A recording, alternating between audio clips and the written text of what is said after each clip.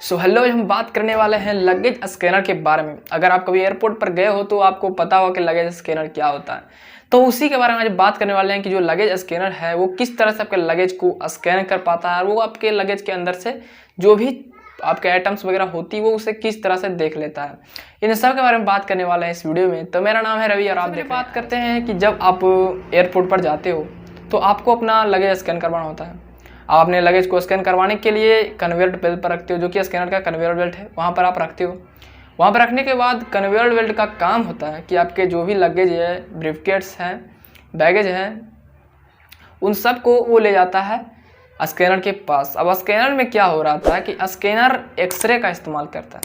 अब x ray electromagnetic waves है। अब इसका इस्तेमाल तो आपको पता होगा ही कि इसे यानी कि आपके बॉडी पार्ट्स को स्कैन करने के लिए भी किया जाता है।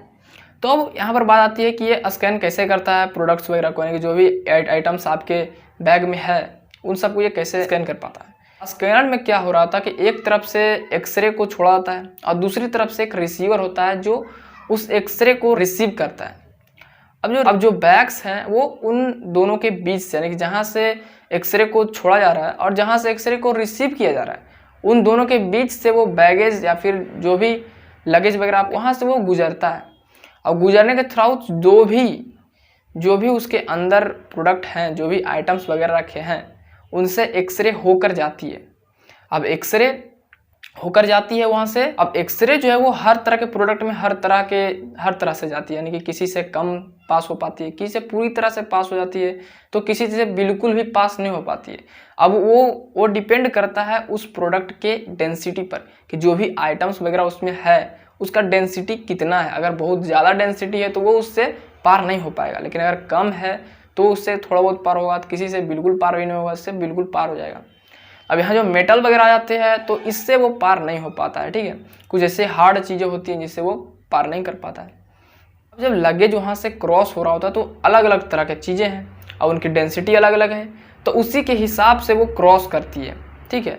डेंसिटी के हिसाब से वो क्रॉस करती है उस आपके लगेज से। और दूसरी तरफ जो रिसीवर है उसे रिसीव करता है एक्सरे को और वो बताता है कंप्यूटर को ये बताता है कि जो आपका लगेज है उसमें कितना कोई हार्ड प्रोडक्ट है, कितना सॉफ्ट प्रोडक्ट है, उसे वो बताता है। अब कंप्यूटर का काम होता है उसे चित्र में बनाना, पिक्चर बना देना उसका, कि उसमें जो भी चीज़ें हैं वो उसे वो कलर में बांट देता है, यानी कि हर तरह के चीज़ों में उसे कलर बांट देता है कि अगर कोई बहुत ज़्यादा हार्ड चीज़ है तो उसे इस कलर में बांट देना है, अगर कोई सॉफ्ट चीज़ है तो उसे इस कलर में बांट देना।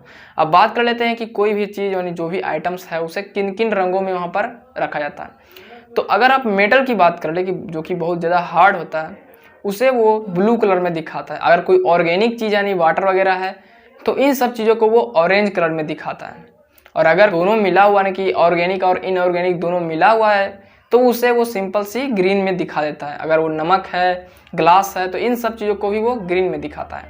तो इसी तरह से समझा जाता है, जो इंस्ट्रक्टर होता है जो उसे समझ रहा होता है स्क्रीन के ऊपर कि कोई भी प्रोडक्ट लगेज में क्या है, कैसे है, कोई गन वगैरह तो नहीं है, तो इन सब को वो पिक्चर में देखता है और पता करता है कि ये चीज़ें यहाँ पर लेकर जाई जा सकती है, नहीं। और अगर कभी वैसे चीज़ें मिलती है जो कि वहाँ पर ले जाना मना है तो वो सिंपल से या तो आपको बुलाएगी या फिर वो खुद ही उस बैग को खोल कर देखेगी कि उसमें क्या चीज़ें हैं और वो क्या इसे अंदर लेकर जाना ठीक है या नहीं है। तो इस तरह से चेक इन होती है। अब बेहतर पिक्चर को देखने के लिए वो 3D में भी देखता है, कि वो पिक्चर जो बनता है वो 3D में भी बनता है, कि चारों ओर से उसे जिधर भी चाहे उधर से वो पिक्चर को देख सकता है कि उसमें क्या है, लगेज के अंदर क्या है। तो आज की वीडियो में बस इतना ही। अगर आपको वीडियो अच्छी लगी तो वीडियो को कर दे लाइक और सब्सक्राइब कर दे चैनल को, अगर आपको ऐसी वीडियो ज़्यादा चाहिए तो जल्द मिलते हैं अगले वीडियो में।